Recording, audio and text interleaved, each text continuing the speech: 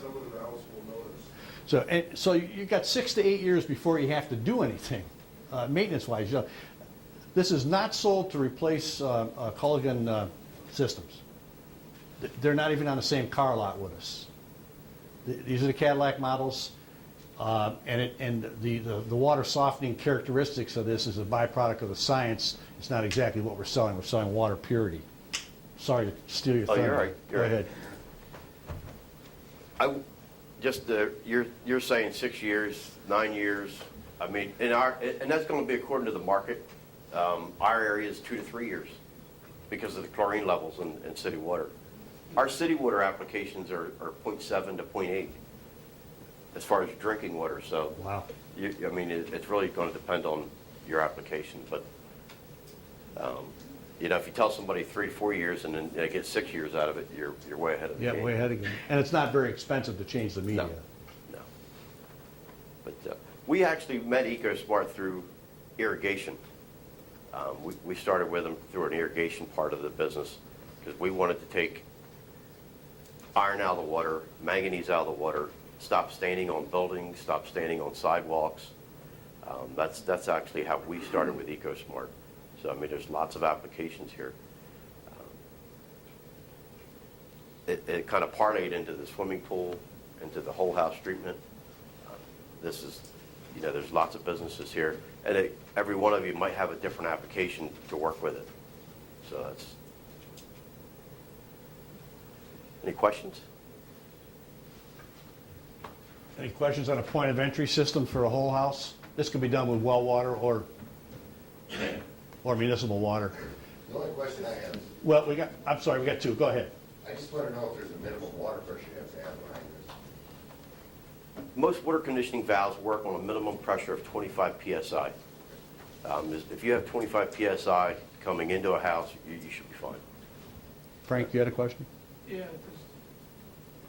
is it just me, or does it seem wrong that we're putting the chlorine in at government level and then taking it back out again at the house? Well, that's a very good question, really. If we go back to the Apollo space program, and I've done this with publicly regulated water at churches, for example, where their well has E. coli in it, we're going to take on the city water all the chemical out at the point of entry, but we're going to pass forward because the chamber is post-filter from the point of entry to the furthest toilet or drinking faucet upstairs bathroom, a low-level copper ion. That's exactly the principle when they sent water to the moon for 3 weeks in the Apollo program. So we can take that simple test kit and we can confirm that the bacterial control is still in the property. Outside your house on 40-year-old water pipe, you would not believe what the inside of that pipe looks like. And if you see it, and I have them in our showroom, I always say, now if my drinking water ran through the middle of this 10-inch pipe, I'd still be real hesitant to drink it. So the chlorine is for bacterial control. We're controlling the bacteria a different way and eliminating all the problems that chlorine brings to the table. Is that correct? That's right. The copper is very friendly to you and your hair, skin, and blood. He mentioned no hair conditioner. I would say that people that have eczema, I don't even know how to pronounce it, seborrheic dermatitis, diet copper in the spa, they can go therapy themselves and get themselves healthy when all the ointments, lotions, and pills, and I get that call all the time. What about the We want fluoride? the chemical out of the water. What about the fluoride? The fluoride, we're unfortunately unable to take it all out. We do reduce it, and really unless you're under age 11 and in need of it for your teeth, fluoride is just simply a cheap form of oxidizer like chlorine to purify the water at the city facility point. I would like to see us take all the chlorine, or all the fluoride out, but at this time we don't. I'd like to see them stop using fluoride in city drinking systems. Do you have a system that would do all of that at the city level? Not yet. On Friday, we uploaded a small community of 450 people, a Hutterite community in Saskatchewan. That would currently be the largest. They're their own municipality, not their own nation like the First Nations or the tribal properties we're actually working in some of those that are a little bigger.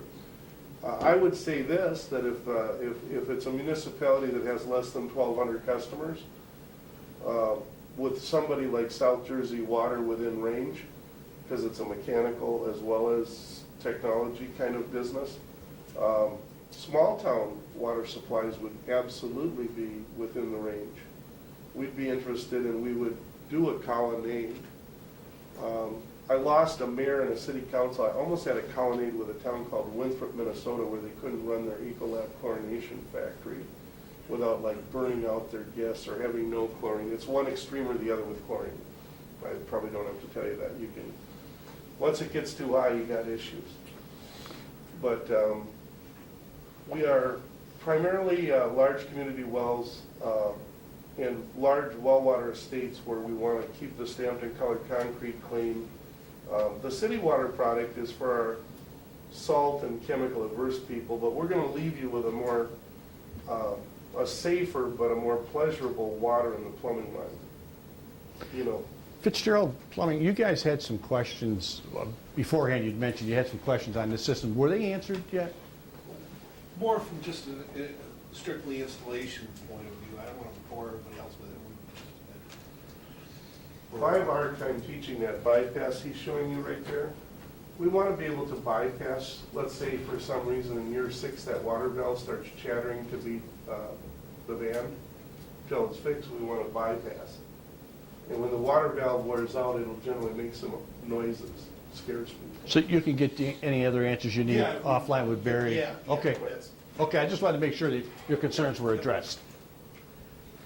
To answer your question about taking the chlorine out, your house system is a sealed system, and it should be sanitary anyway. So the chlorine's in the city water lines to kill the bacteria that's coming through the city water lines. If they have a break in the line, things of that sort. But it's really, once it gets into the house, it's best to remove it. Yeah, just don't know why they don't.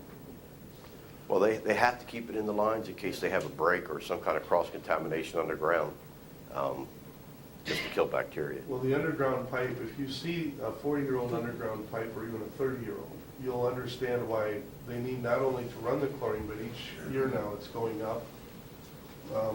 The microbes in the underground water pipe outside your house are huge. So that's the intent of the chlorine, because every time the chlorine residual drops as it is killing the microbe in the street. So to get it all the way to the furthest run on the city water district, and our city's 2.8, that's higher than any pool is going to run. But we have Mall of America, which is a city of 200,000 on the absolute end of the line. So they have huge water demand at the end of their treatment process. Any other questions on the house water systems? Because I want to ask Larry something on, are we going to get into, we have some people here from golf courses, and I want to briefly get into was that part of your program, or am I jumping the gun here? I think we're right on schedule. You're going to get to that. There's some applications in golf courses, and we were nice enough to have Tom Kaufman and Vivian Walker from Delhi join us today. As you know, Delhi has a school for golf course superintendents. I'm not exactly sure what the title of it is, and they teach all this agronomy and stuff about golf courses that I know nothing about. But EcoSmarte has some systems that they have put into golf courses that have proven to reduce their chemical usage and water usage and reduce cost by as much as 50%. And we're going to be talking to the Delhi school about some of that. And I'd like to just address a little bit of that, and if you wouldn't mind taking it from there. Well, you know, I'm going to spend more time on golf than those that don't golf. I've become a golfer just recently again. You need it. But golf is in an economic Larry? depression. I'm sorry, could you put the microphone on, please? We're videotaping this, by the way, and this microphone goes directly to the, to the tape, so just stick it in your pocket. Doesn't have to be on a belt. Yeah, just put it in the pocket. Anyway, And clip it to the your golf irrigation product was invented by one of my swimming pool customers who, his family bought the 88 acres minimum that you need to do an 18-hole golf course in Weatherford, Texas. And didn't do the proper water and soil analysis for these 88 acres, and discovered after 3 or 4 years, no matter what he put on the golf course for chemicals, no matter what amount of water and punching of the greens, if you're familiar with how you keep the minerals from building up in the grass and the fairway and in the greens, he had brown grass that was extremely hard, really hard. The balls bounced real high. So his quality of golf, but his appearance of his golf course was bad. And he was the first one to suggest to me that, you know, a wetting agent in line might be the solution to his golf course. And there may or may not, I had asked in the binder, and I could have sworn we have a cover article from Golf Superintendent magazine, circa 2004, where we case study this. He says, well, what would you charge me to make a 800 gallons per minute system where we wet the water in line and maybe I can get rid of the brown grass on my golf course? And then maybe we could sell the lots on the golf course so people would want to live on this golf course, and we could stop punching our greens 4 times a year. Unlike other Beta-Site products, this one took 6 weeks from when we plumbed it, flew down there, put it in line, and lo and behold, the golf course went from being straight brown in the fairways, and that's documented in the Superintendent magazine, to a green spider web, and ultimately to a fully green fairway golf course. It went from being able to take a ballpoint hammer and banging on a knife in the fairway and not being able to drive it in the ground to being able to slip it in the ground.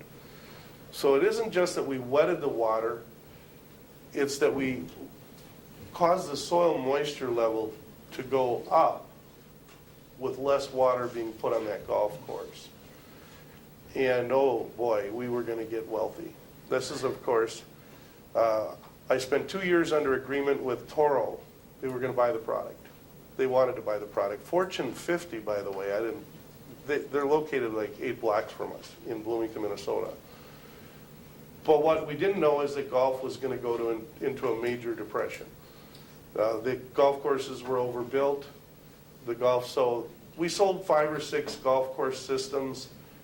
2 or 3 of these golf courses went formally bankrupt, sold off their real estate, and they weren't golf courses anymore. The interesting story, though, and this is where I know that at Canyon West that we save 1/3 of the water, 15% of the electricity to pump that water, but we get results that he wasn't able to get with fungicide and sulfuric acid injection, which is how golf courses go after water problems. Suffice it to say, on large irrigation applications, normally it's going to require that they have a water problem or a perceived soil or water problem before they would look at our product. However, I believe that if we were to work with an organization that would do proper soil moisture sensors inside and outside the irrigation zone and then tie it back to a climatology index, we could demonstrate that just generally in irrigation, we would save